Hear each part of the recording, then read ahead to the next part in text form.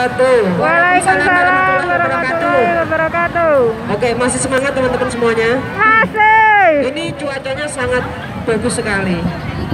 Dan juga teman-teman mungkin sudah mendengar beberapa aturan yang terbaru di Hong Kong ya. Di sini saya sebagai ketua IMU, yaitu sebuah serikat buruh migran yang ada di Hong Kong yang berdiri sejak tahun 1994 ya. Jadi IMU itu sebenarnya cukup lama sekali di Hong Kong. Mulai zaman dulu saat buruh migran itu datang ke Hong Kong belum masuk PT, sampai dulu siapa yang berangkat tahun 2000-an mengalami underpay, dan sampai sekarang ternyata potongannya masih tetap tinggi.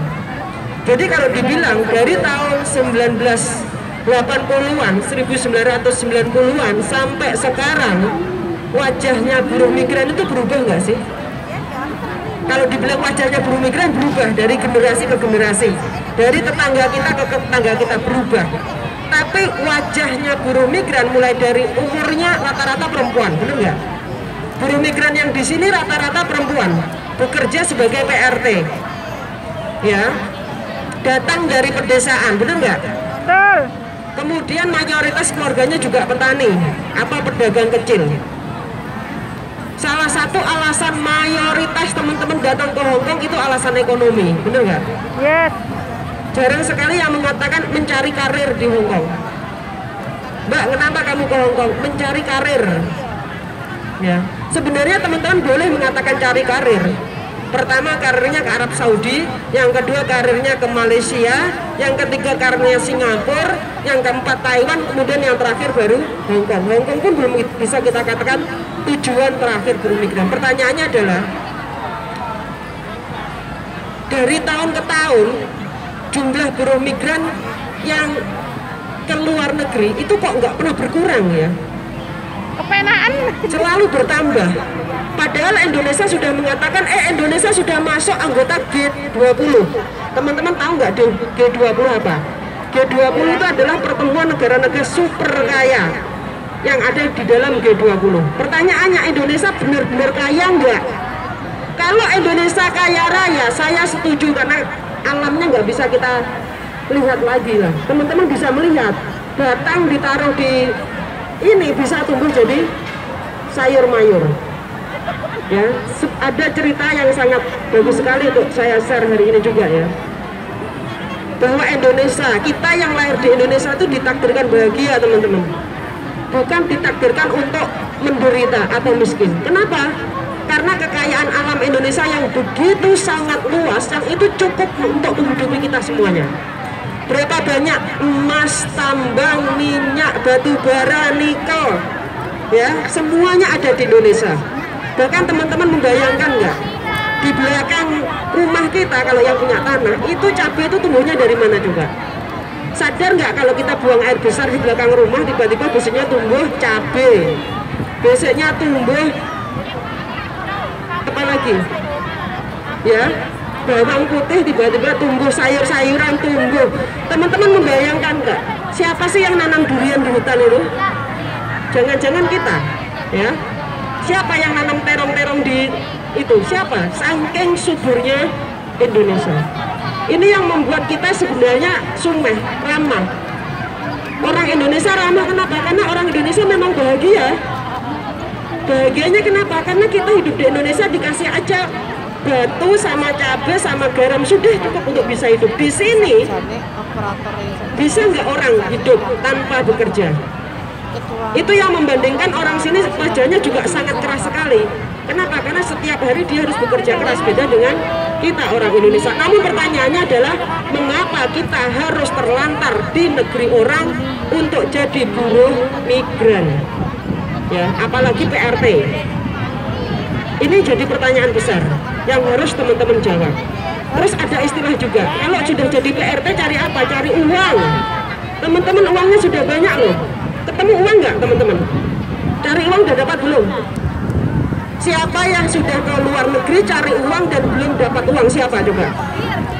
Siapa yang sudah ke luar negeri dan belum dapat uang? Saya tanya, belum dapat, saya nggak percaya. Di dompetmu pasti ada $1 minimum atau 1 sen, itu uang bukan? dapatkan. Jadi kalau teman bilang saya dapat uang, ya sudah, kamu sudah dapat uang, jangan melihat nilainya berapa. Pertanyaan selanjutnya adalah kalau sudah dapat uang, kamu dapat apa lagi? Ada istilah yang mengatakan bahwa belajarlah sampai negeri Cina. Kenapa teman-teman sudah sampai di negeri Cina hanya jadi pembantu saja? Padahal banyak orang yang berlomba-lomba ingin sampai ke negeri Cina hanya untuk belajar.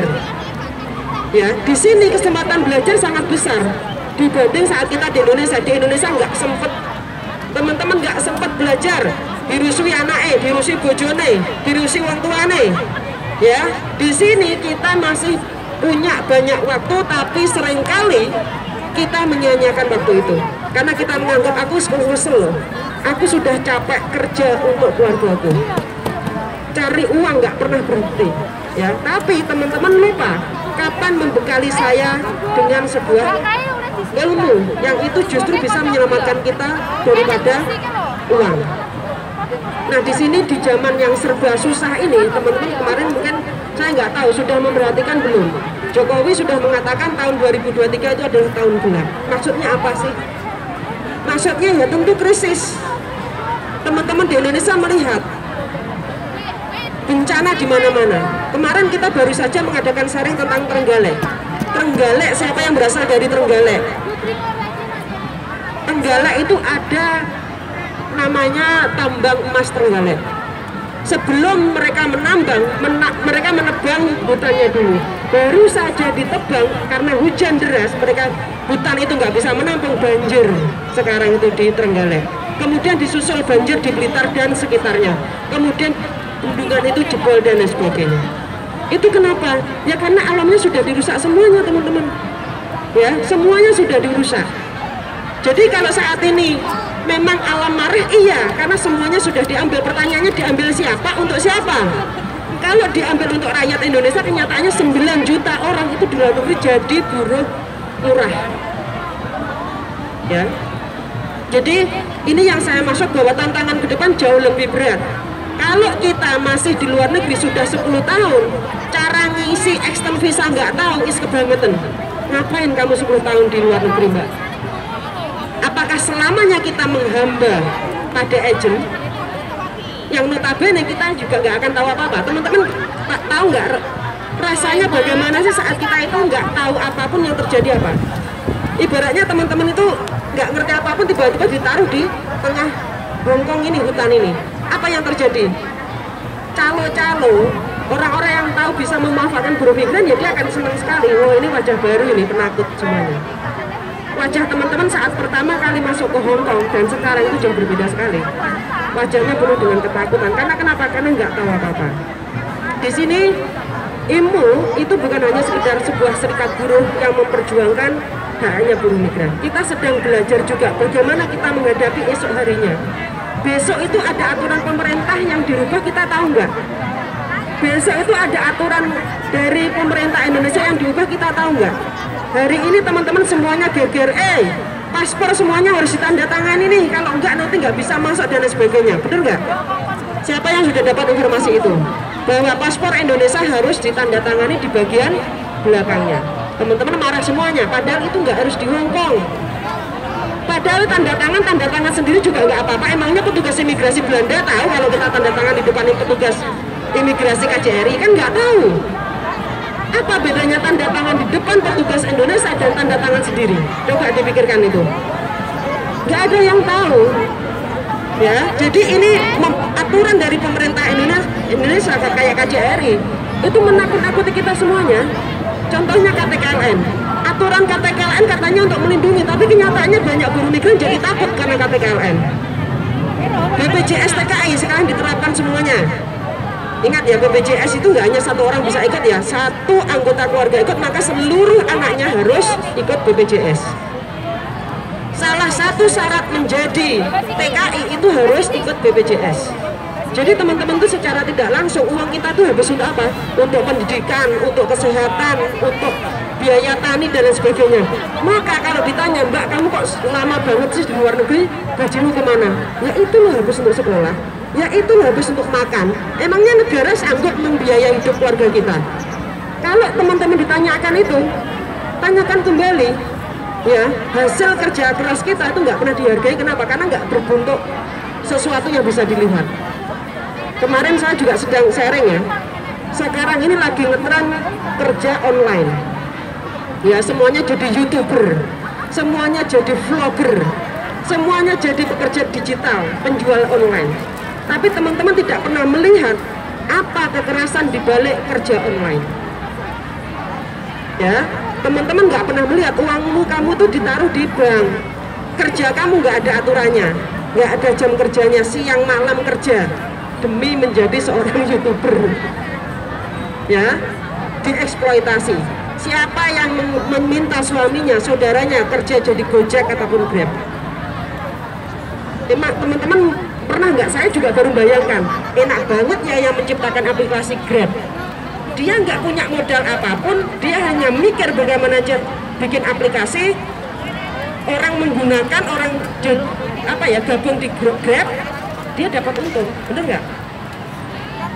Jadi anggota Grab itu mobilnya modal sendiri loh teman-teman, helmnya beli sendiri, jaketnya beli sendiri, uangnya masuk ke pembuat Grab. Ya, GoFood misalkan, teman-teman emangnya bakul rujak gue ya, lewat GoFood kan? Yang punya GoFood itu nggak punya warung, nggak punya wajan, nggak punya goreng-gorengan, tiba-tiba uangnya sudah masuk ke dia. Rugi nggak yang kerjain mendino ngulek itu loh? Harganya dibuat mahal dan sebagainya. Nah, ini adalah tren-tren kerja baru yang harus kita sadari teman-teman. Jangan begitu terlena. Mengapa itu saya bilang hari ini hari semakin kejam? Kenapa? Karena begitu banyak penindasan, penghisapan, pencurian atas hak kita itu nggak terlihat karena sangat halus sekali. Di sini kita sebagai buruh migran, pertanyaannya cuma satu. Kalau sudah begini, sampai kapan saya bertahan jadi buruh migran? Kalau sudah begini, apa yang harus saya lakukan? Yang pertama ya, tadi mungkin teman-teman sudah mempromosikan adanya persatuan. Apakah ada syarat saya dan kamu bermusuhan? Musuh kita sama. Siapa musuhmu? Agent yang jahat itu musuhku. PT yang jahat itu musuhku. Pemerintah yang mengeluarkan aturannya jahat itu adalah musuhku. Maka aku nggak ada aturan, aku nggak ada syarat nggak nesu karo kamu. Benar nggak? Rugi kalau aku marah-marah sama teman-teman itu. Maka di sini yang harus kita lakukan adalah berdamailah dengan siapapun. Semakin banyak orang yang bersatu, maka kita semakin ditakuti, itu benar. Jadi apa yang dibilang Pak Slamet tadi, semakin kita bersatu, semakin kita berani bicara, semakin kita bisa mengungkapkan apa isi hati kita, pemerintah itu pasti takut untuk mengeluarkan aturan-aturan bagi buruh migran. Nah, Hongkong sendiri teman-teman, sekali lagi aturan di Hongkong sekarang sangat kejam. Sekali berkontrak kamu nggak akan punya harapan bekerja di Hongkong, itu kenyataan. Ya, gaji kita hanya dinaikkan berapa? Cukup nggak untuk kita hidup di Hongkong? Nggak cukup. Pemerintah Indonesia juga terus mengeluarkan aturan. Berapa banyak teman-teman kirim barang yang hari ini barangnya dibobol. Yang kedua disuruh bayar pajak. Berapa banyak? Ini belum banyak yang mengadu pada kita ya. Kemarin sudah ada beberapa orang yang mengadu kepada IMU. Mbak, barangku diobrak-abrik. Aku disuruh membayar pajak 1.500.000, 700 dan sebagainya. Saya minta teman-teman semuanya ini tolong lapor. Barangmu yang dikirim ke Indonesia baru 3 bulan nyampe dan masih diobok-obok sama petugasnya dan masih minta pajak. Padahal itu barang bekas. Jadi sebegitunya. Kalau masalah ini nggak segera kita selesaikan teman-teman, maka kita nggak akan tahu apa yang harus dilakukan. Jadi di sini sekali lagi IMU ulang tahun IMU 23 tahun, kita hanya ingin selalu berusaha meyakinkan, ayo belajarlah. Ayo gunakan waktumu, jangan sampai kamu menyesal, jangan sampai kamu pulang dalam keadaan kamu nggak tahu apa-apa tentang Hongkong. Jangan sampai nanti kamu pulang kamu nggak bisa cerita ke anakmu bagaimana kamu bekerja di Hongkong. Ya, jadi ini pentingnya kita di sini berorganisasi. Caranya bagaimana gabung ke IMU? Gampang. Teman-teman silahkan datang aja ke teman-teman yang pakai baju merah atau perusahaannya IMU. Saya pengen daftar jadi anggotanya IMU. Apa kelebihannya? Kelebihannya teman-teman belajar. Ya tentu setelah belajar apa ya, kita pasti akan bersama-sama bagaimana melindungi hak kita.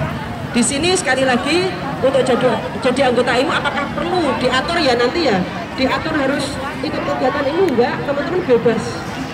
Yang jelas adalah bagaimana memanfaatkan hari libur kita untuk belajar. Nah di sini saya ingin memanggil teman-teman yang semuanya telah belajar jahit. Siapa yang belajar jahit?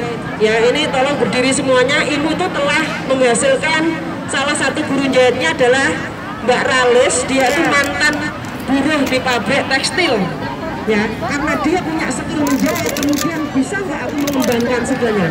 Disinilah peran serikat buruh untuk mengembangkan skill anggotanya. Tepuk tangan buat teman-teman yang telah belajar jahit. Mana hasil karyanya ini? Hasil karyanya tolong dibawa semuanya. Hasil karyanya dibawa ya teman-teman. Oh, ini hasil karyanya. Dan mana lagi, kan masih banyak ini. Ya, semuanya tolong yang jahit datang ke sini. Untuk teman-teman yang jahit dipersilakan. Saya ingin menunjukkan hasil karyanya jahit. Bisa bayangkan nggak, kita itu 1 minggu kan kerja di rumah majikan, lah kok bisa mendesain baju? Ya, nah ini hasil karyanya. Jadi ini yang dipakai ini juga hasil karyanya jahit. Silahkan dipamerkan satu-satu teman-teman, maju ke depan, ya jangan malu-malu.